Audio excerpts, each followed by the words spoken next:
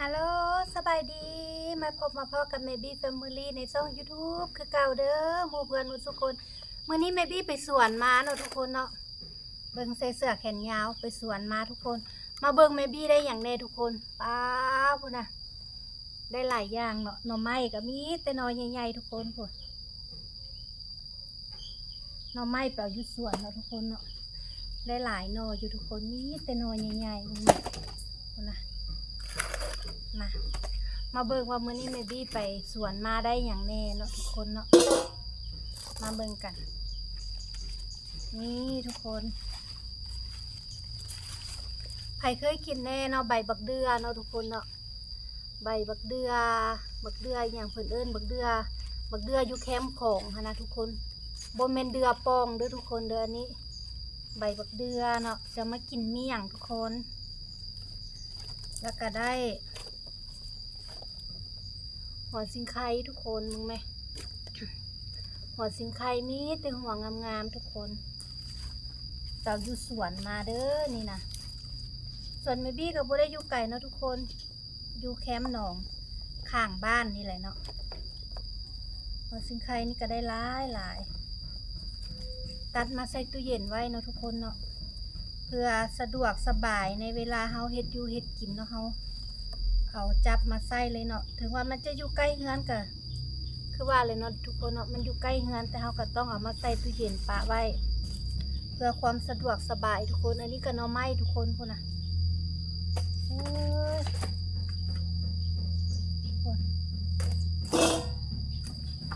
อันนี้เป็นหน่อบ่งหวานทุกคนนี่บ่งหวานบ่ขมเนาะกินดิบเลยก็ได้นี่นะบ่ขมได้ทุกคนเด้อเบิ่งสิกินให้เบิ่งหวานเนาะนี่แม่บี้สิกินให้เบิ่งเด้อ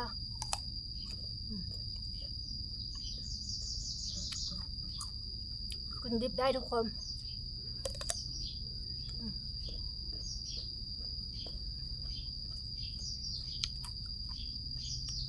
หน่อบ่งหวานจะได้คือก็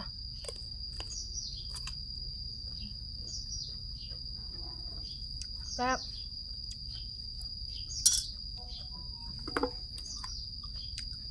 อันนี้น้ำมะพร้าวกินเวลาก็เลยใส่กระตาน้ำไม้ทุกคนอันนี้แหน่งของเพิ่นหัวสิงไคก็ตัดมาหลายทุกคนสิงไคตัดมาหลายเลยเนาะตัดมาใส่ตู้เย็นไว้สิงไคก็จะบ่งามปานใดละทุกคนเพิ่นขึ้นโคนเนาะปลูกแต่ปีกายนี่ขึ้นโคนหมดแล้วกระสิตัวงามตัวขี้ไล่ปนกันไปเนาะทุกคนเนาะมานี่ก็มาอัดคลิปอยู่หลังบ้านเด้อทุกคนอยู่เฮือนครัวหลังบ้านเนาะ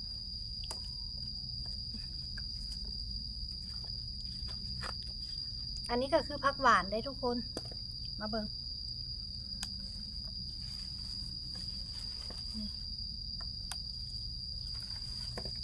อันนี้คือยอดกระถินเนาะ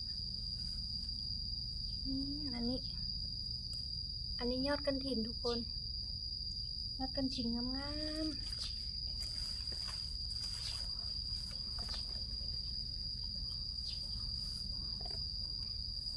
อันนี้ก็จะเป็นยอดกระถินทุกคนอันนี้คือผักคะก็ได้ยอดเดียวทุกคนอยู่ในกระตานี่จะเป็นผักหวานทุกคนนี่ผักหวานบ้านเนาะทุกคนเนาะนี่ผักหวานบ้านเด้อทุกคนเด้อผักหวานบ้านนี่ก็แม่บี้มักเอามาแกงใส่ไข่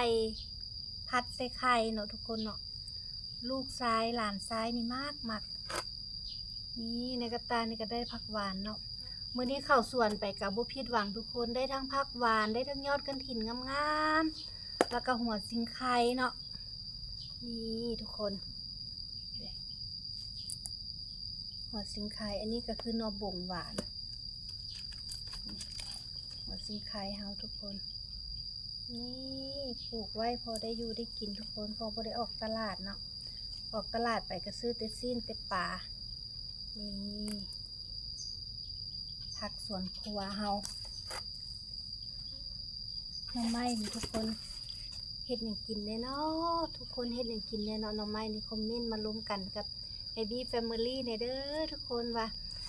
ทุกคนมักเฮ็ดหยังกินเนาะหน่อไม้นี่เนาะนี่มื้อนี้กันแม่บี้ก็สิเอามาปอกเนาะหน่อไม้นี่เนาะมาปอกแล้วก็จะต้มแล้วก็สิเอาไว้เฮ็ดแจ่วกะปิจ้ำแล้วก็สิเอาไว้เฮ็ดแกงเนาะทุกคนเนาะใส่ตู้เย็นปะไว้เนาะต้มแล้วก็ปะตู้เย็นปะไว้แล้วก็สิเอามาพัดใส่หมู3สั้นทุกคนนี่ต้มแล้วสิเอาไว้ตู้เย็นไว้เนาะจะกินยามใดเฮาก็เอามากินทุกคนเมนูพัดเฮาก็จะเอามาพัดใส่หมู3สั้นก็แซ่บเด้อทุกคนหน่อไม้น่ะทุกคนเฮ็ดหยังกินแน่เนาะหรือว่าก็เฮ็ดหน่อส้มหรือว่าเฮ็ดหน่อไม้ดองเนาะทุกคนเนาะหน่อใหญ่ๆแบบนี้นะทุกคนโอ้ยหน่อใหญ่บ่ได้เคี่ยบ่ได้ห้องใส่เคี่ยงเนาะทุกคนหน่อใหญ่อันนี้จะเป็นหน่อไม้กิมซุมเด้อทุกคนหน่อไม้จีนเนาะ